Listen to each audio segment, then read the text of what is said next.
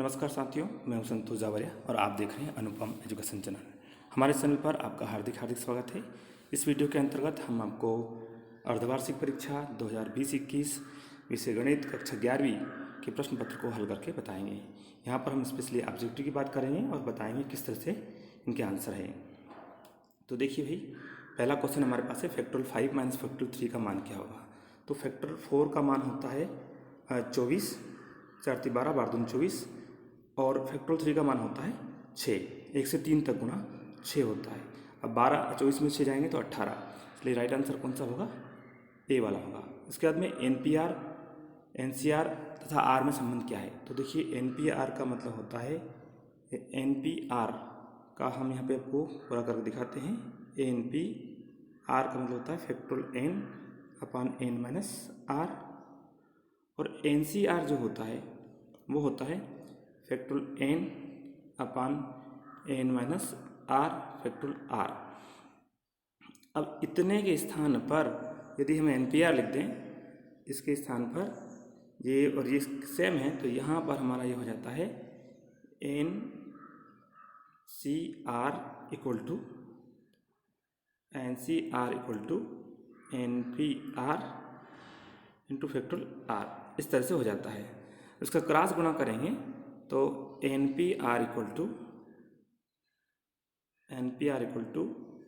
N C R into factorial R होता है। तो ये N P R equal to N C R into factorial R किसमें दिया गया है? ये दिया गया है सी वाले ऑप्शन में।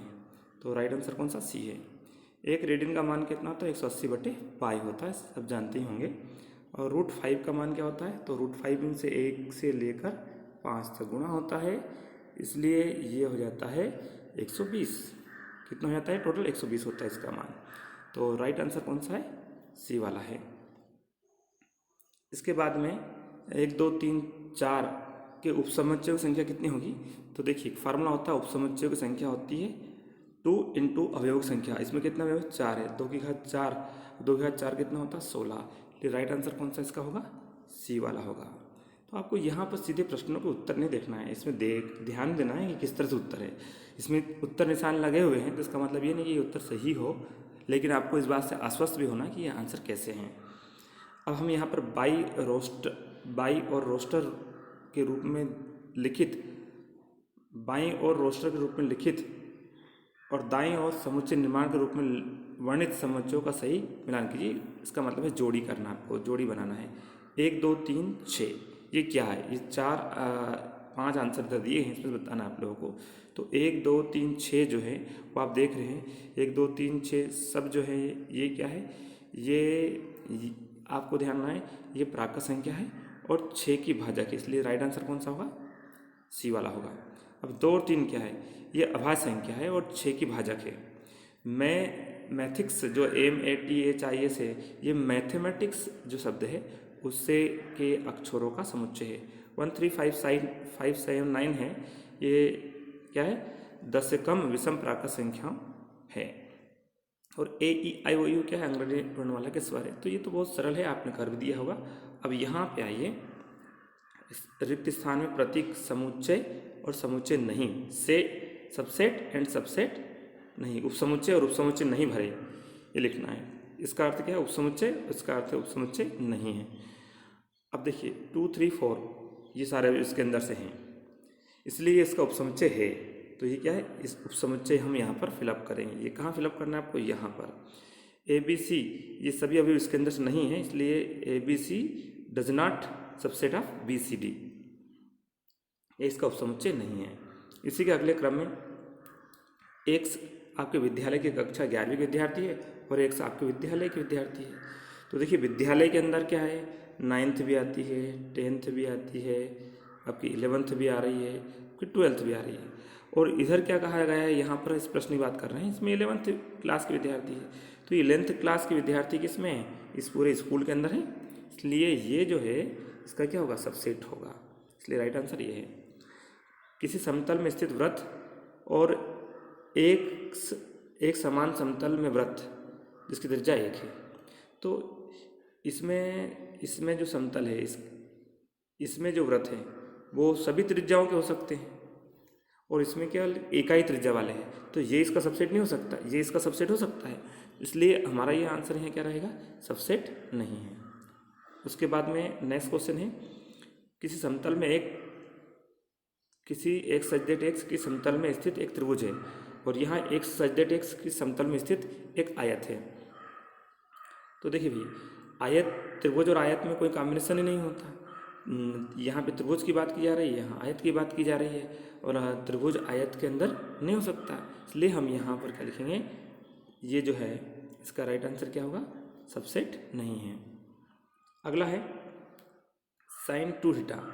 तो भाई साइन 2 थीटा क्या होता है, 2 tan थीटा अपन 1 + tan स्क्वायर थीटा। ये फार्मूला आपको डायरेक्ट पता होगा, किस तरह से उसको उत्पन्न किया तो वही पता होगा, इसलिए इसका सही आंसर ये है। अब i की पावर -39 का मान -i होता है। तो देखिए हम यहाँ करके दिखा रहे हैं। i की पावर -39 है, इसको हम 1/i की पावर 39 लिख के देते हैं। उसके बाद लिखते हैं i/, ऊपर नीचे i का गुणा करते हैं, तो i की पावर 40 हो जाता है, और नीचे हो जाएगा ये i, और i की पावर 40 को नीचे लिखते हैं i की पावर 4 × 10। तो ऊपर हो जाता है i और नीचे i की पावर 4 का मतलब 1, और 1 की पावर 10 यानी 1। तो इसका आंसर क्या आएगा, i/1।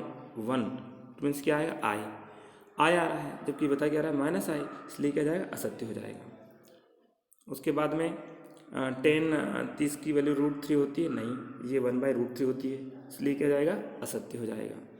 उसका 10 π/2 का मान अपरिभाषित है, बिल्कुल अपरिभाषित है। 10 π/2 की वैल्यू होती है इन्फिनिटी, और इन्फिनिटी अपने आप में कोई परिभाषित नहीं होता, ये अपरिभाषित होता है। इसलिए बहुत जगह आपने 1090 की वैल्यू देखी ND लिखी होगी, ND का मतलब नॉट डिफाइंड। उसके बाद में यदि A और B, A से दो समुच्चय हैं कि A इंटरसेक्शन B जो है वो फाई है, A और B में कोई वैल्यू कॉमन नहीं है, तो A और B क्या कहलाते हैं, असंयुक्त समुच्चय कहलाते हैं। ये असंयुक्त समुच्चय के लिए कंडीशन ही है कि उनमें कोई अवयव कॉमन नहीं होना चाहिए, इसलिए ये बात क्या जाती है, असंयुक्त समुच्चय है, तो बिल्कुल सत्य है। इसी के अगले क्रम में यदि A और B दो ऐसे समुच्चय हैं कि A सबसेट ऑफ B, तो A यूनियन B क्या होगा, भाई यहाँ क्या कहा गया है, A B का सबसेट है, तो A और B के जब अवयव मिला के लिखेंगे तो A यूनियन B जो है वो क्या होगा, B ही होगा। इसलिए आपका इसका राइट आंसर क्या होगा, B समुच्चय होगा। कौन सा होगा, B होगा। यदि इसी को हम करें A इस तरह से, B इस तरह से, C इस तरह से, तो निम्न से A यूनियन B, तो A यूनियन B में हम क्या लिखेंगे, इसके अंदर वो सारे अवयव लिखेंगे जो A में भी है और B में भी है। इसमें A और B के सारे अवयव डाल देंगे, लेकिन किसी अवयव को रिपीट नहीं करेंगे। ध्यान देना, सारे अवयव लिख देंगे लेकिन रिपीट नहीं करेंगे। उसके बाद में A यूनियन C में भी हम क्या कर देंगे, A यूनियन C में A और C के अवयव मिलाकर लिख देंगे, A के भी लिख देंगे, C के लिख देंगे, लेकिन किसी अवयव को रिपीट नहीं करेंगे। इसी तरह से प्रश्न नंबर 6 आपका है, यदि A इस तरह से है, B इस तरह से और C इस तरह से, तो तीनों समुच्चयों का सार्वत्रिक U ज्ञात कीजिए। तो U क्या होता है भाई, U होता है A union B union C, सबको मिला के लिख देंगे। तो सबका यूनियन करते हैं तो A के, B के और C के अवयव यहाँ पर मिला के लिख देना है, और किसी अवयव की पुनरावृत्ति नहीं करना है, इसलिए इसका राइट आंसर यह होगा। इसके बाद में ये आप जो देख पा रहे हैं, इसमें छायांकित भाग के बारे में याद कीजिए। तो ये छायांकित भाग है ना, ये A इंटरसेक्शन B को इंडिकेट करता है। ने पूछा छायांकित भाग किसका दर्शाएगा, तो ये A इंटरसेक्शन B को दर्शाएगा, दोनों के कॉमन भाग को। उसके बाद निम्नलिखित समुच्चय को रोस्टर रूप में लिखिए।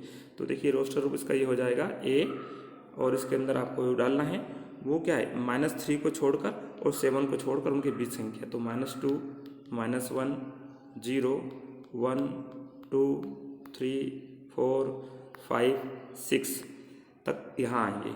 इसमें ऋण 3 और 7 को नहीं लेना है, क्योंकि इसमें यदि इस तरह से लिखा होता ऋण 3 और 7 में इस तरह का लिखा होता तो आप ऋण 3 और 7 को इंक्लूड कर लेते हैं। उसके बाद में इसी में R वाला क्वेश्चन है, इसका समुच्चय निर्माण रूप लिखिए। तो भाई इसका समुच्चय निर्माण रूप हो जाएगा x सच दैट x = 5 की पावर n, जहाँ n जो है वो कितना हो सकता है, n हो सकता है, आपको बताते हैं, n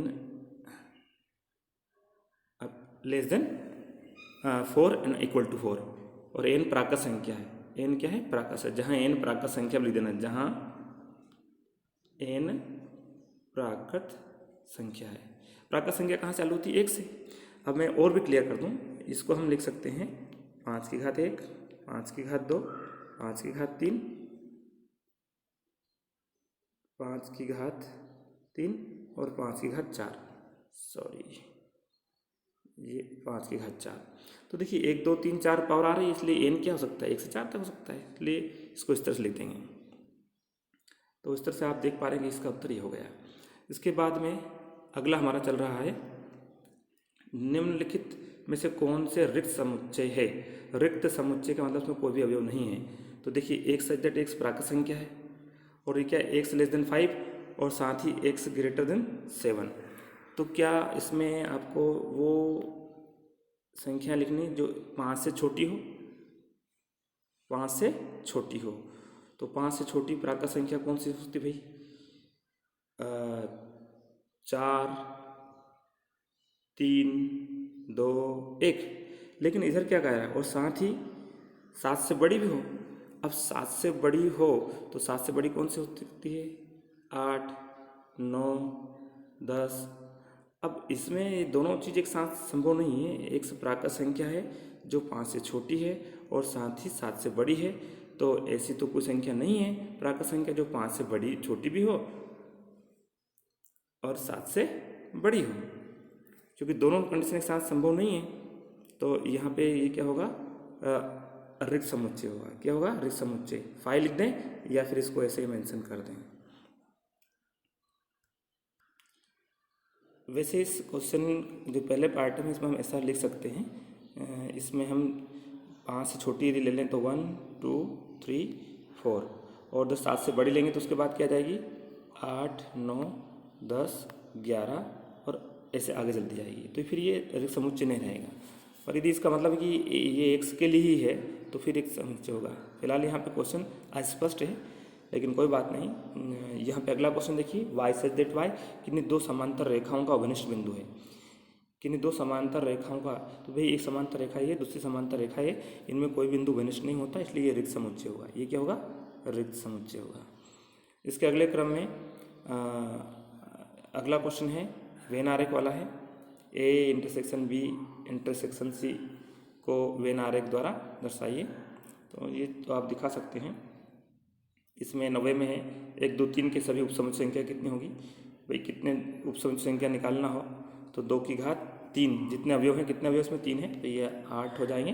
अब 8 कौन कौन से होंगे? 1 भी होगा, 2 भी होगा, 3 भी होगा, और उसके बाद में 2 2 के लूप मिलेंगे, 1 2 1 3, उसके बाद 2 3, उसके बाद में 1 2 3 1 2 3 भी इसका उपसमुच्चय होगा। उसके बाद में खुद 5 इसका उपसमुच्चय होगा। तो इस तरह से इसके 8 उपसमुच्चय होंगे। और उसके बाद में अगला क्वेश्चन हमारा है, निम्नलिखित को किस अंतराल के रूप में लिखिए। तो देखिए भाई, इसको अंतराल के रूप में आप लिखेंगे तो इसका अंतराल ये आएगा 4 और ये हो जाएगा 6, और इधर ऐसा ब्रैकेट लगाएंगे और यहाँ लिखना पड़ेगा -4। इसका मतलब है कि -4 को छोड़कर और 6 से के बराबर तक, तो ये इसका अंतराल ये रहेगा। इसके बाद में समुच्चय का युग्म सम्मिलन वेन आरेख, समुच्चय युग्म का सम्मिलन वेन आरेख से ज्ञात कीजिए। तो देखिए यहाँ पर ये A, आप इसको इस तरह से लिख देंगे, A बना देंगे, और ये A और ये B। इसमें आपको क्या करना है? A वाले में AEIOU लिखना है और B वाले में ABC लिखना है, लेकिन दोनों में कॉमन क्या है? A है, तो यहाँ A लिख देंगे और इसमें A वाले अवयव लिख देंगे, इसमें B वाले अवयव जो बचे हुए वो लिख देंगे। इसके बाद में निम्नलिखित अंतरालों को समुच्चय निर्माण रूप में लिखिए। ठीक है, ये बाकी के प्रश्न हम हल करके दिखाएंगे तो काफ़ी बड़ा वीडियो हो जाएगा, लेकिन यहाँ पर हम आपको प्रश्न दिखा देते हैं।